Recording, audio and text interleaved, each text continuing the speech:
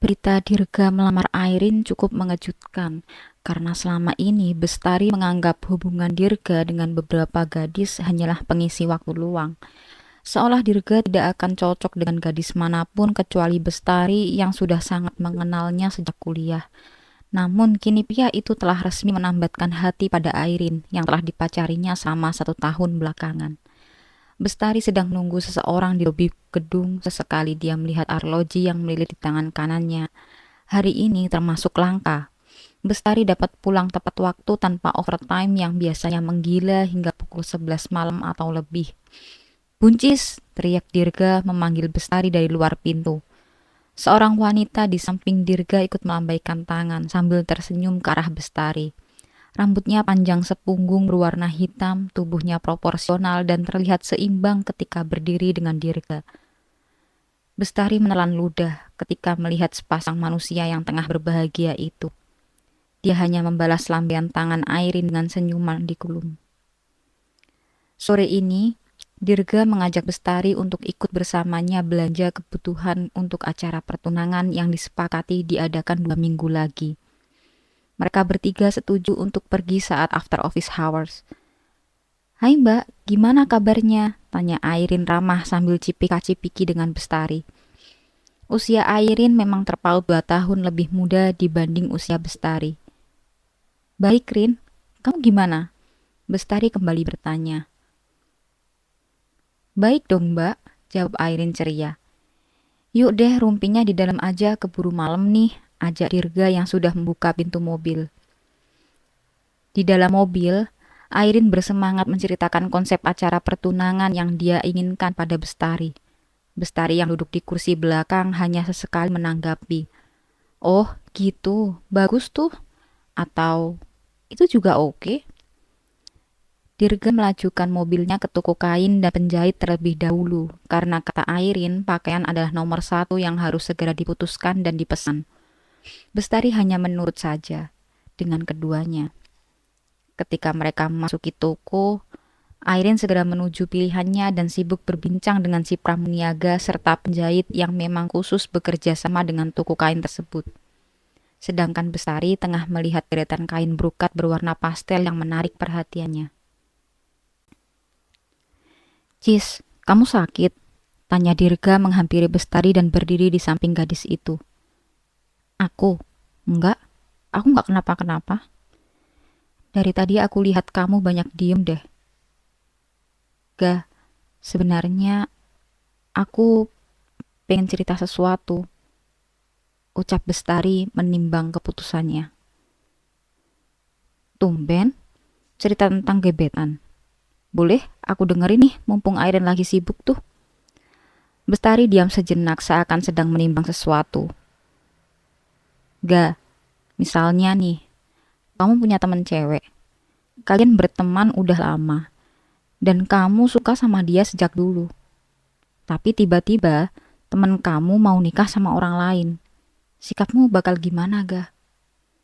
Bestari memainkan tali tasnya untuk menyembunyikan kegugupan. "Kenapa pakai permisalan segala sih? Ngomong aja kalau kamu lagi suka sama temenmu, iya kan?" Dirga menyatukan alis. Iya, gitulah." Bestari meremas tangannya sendiri. "Jadi, kamu lagi suka sama temenmu, dan kalian udah temenan lama. Emang siapa sih, Cis? Teman SD, SMP, SMA?" Ini harus banget dijawab. "Ya iya, namanya juga cerita. Teman kuliah." "Teman kuliah? Aku kenal dong sama dia." Bestari mengangguk. "Sebentar, emang selain temenan sama aku, kamu deket sama temen kita siapa lagi?" "Tauku nggak ada deh," tanya Dirga dengan dahi berlipat. Ya ampun, susah banget ngomong sama kepala gasing. Muter terus dari tadi nggak berhenti. Bestari mulai terlihat kehilangan kesabaran. "Aku suka kamu, Ga. Kamu, Dirgantara Mahendra Wicaksana." Bestari seketika menundukkan kepala. Dia tersadar bahwa ucapannya telah membuat pria di depannya membelalakan mata. Mereka berdua terdiam. sibuk mencerna situasi. Bestari melangkah keluar toko dengan wajah merah padam. Sementara Dirga yang awalnya masih tidak paham segera mengikuti Bestari. Airin menoleh ke arah mereka, tapi karena dia sedang diukur oleh penjahit, Airin tidak dapat mengejar keduanya. "Buncis!" panggil Dirga. Namun, Bestari tidak menolehkan kepala sama sekali. Dia terus berjalan lurus di trotoar. "Bestari!" ulang Dirga yang kini memanggil gadis itu dengan nama aslinya. Bukan julukan yang hanya digunakan oleh Dirga selama ini. Panggilan itu sontak membuat Bestari menghentikan langkah. "Maksud ucapan kamu tadi apa?" tanya Dirga begitu berhasil menyejajarkan langkah.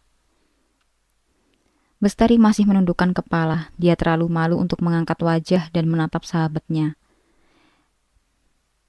"Dirgantara, kau mau jadi suamiku?" tanya Bestari di antara suara deru mesin kendaraan dan klakson angkutan kota yang supirnya minim kesabaran. Namun pertanyaan itu didengar oleh Dirga. "Kamu kalau ngomong, lihat orangnya dong, Cis," suruh Dirga dengan suara merendah. Bestari baru berani menunjukkan wajahnya yang sudah tidak terlalu merah. Dirga kembali manggil Buncis, artinya Dirga masih menganggap dia sebagai teman. "Sejak kapan kamu suka aku?"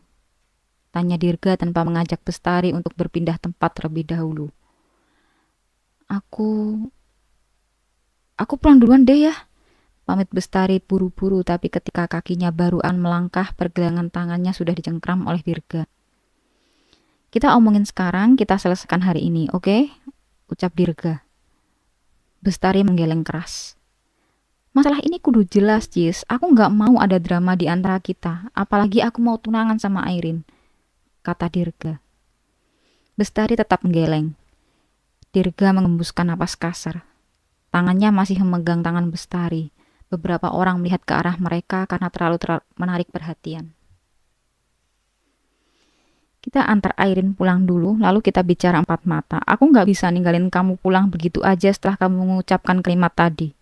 Oke?" bujuk Dirga untuk kedua kali. Bestari menunduk lagi, berusaha menahan tangis. Dirga menariknya kembali ke toko kain dan gadis itu hanya mengikutinya karena tenaganya tidak cukup kuat untuk menahan tarikan Dirga. Setelah berbagai alasan yang meluncur begitu saja dari mulut Dirga, akhirnya Airin mau menyelesaikan belanja sore itu, dan Dirga mengantarnya pulang terlebih dahulu. Bestari tidak bicara sama sekali ketika di dalam mobil. Airin mengira keduanya sedang bertengkar. Kemudian Dirga menepikan mobilnya di pinggir trotoar yang membatasi jalan raya dengan bibir pantai. Kota tempat tinggal mereka adalah kota pesisir, sehingga pantai adalah tempat nomor satu yang akan dikunjungi oleh penduduk dari kota lain. Malam ini tidak terlalu ramai. Dirga memutuskan keluar untuk membeli 2 cangkir kopi di kedai pinggir pantai, lalu kembali ke mobil. "Minum dulu," kata Dirga lembut sambil menyodorkan paper glass. Bestari menyeruput sedikit, lalu dipegangnya dengan kedua tangan agar tangannya yang sejak tadi terasa dingin menghangat. "Aku boleh bicara, Cis?" tanya Dirga. "Iya," jawab Bestari singkat. "Jujur, aku kaget dengan ucapanmu tadi sore. Aku nggak menyangka kalau selama ini kamu menyimpan perasaanmu buat aku. Sekarang aku tahu kenapa kamu nggak pernah pacaran sama sekali. Ya, walaupun sebenarnya kamu sudah tumbuh menjadi wanita cantik dan hebat yang dikagumi banyak pria." Dirga memutar tubuhnya ke kiri dan memandang Bestari yang terus menatap jalan depan. "Tapi, aku harus memperjelas malam ini, Cis. Semuanya. Kita sudah bukan remaja atau ABG atau orang dewasa newbie seperti katamu dulu. Aku kira kita sudah cukup dewasa untuk menyelesaikan masalah tanpa ada dendam." Bestari mengusap air mata yang tiba-tiba bergulir di pipinya. Dia tidak berani bicara. "Bestari, maaf. Aku sudah melamar Airin dan aku tidak bisa menjadi suamimu," ucap Dirga, tapi terdengar sangat jelas di telinga Bestari. "Aku memang merasa kamu adalah anugerah yang dihadiahkan oleh Tuhan padaku. Hingga aku yang sebagai anak tunggal tidak pernah merasa kesepian karena memilikimu. Aku memang menyayangimu, Bestari. Bahkan kamu adalah wanita kedua yang aku sayang setelah ibuku selama 12 tahun ini. Bestari menarik tisu di atas dashboard, lalu mengusap kedua matanya. Tangis yang sudah dia tahan sekuat tenaga sejak tadi seketika pecah. Bahu gadis itu bergetar.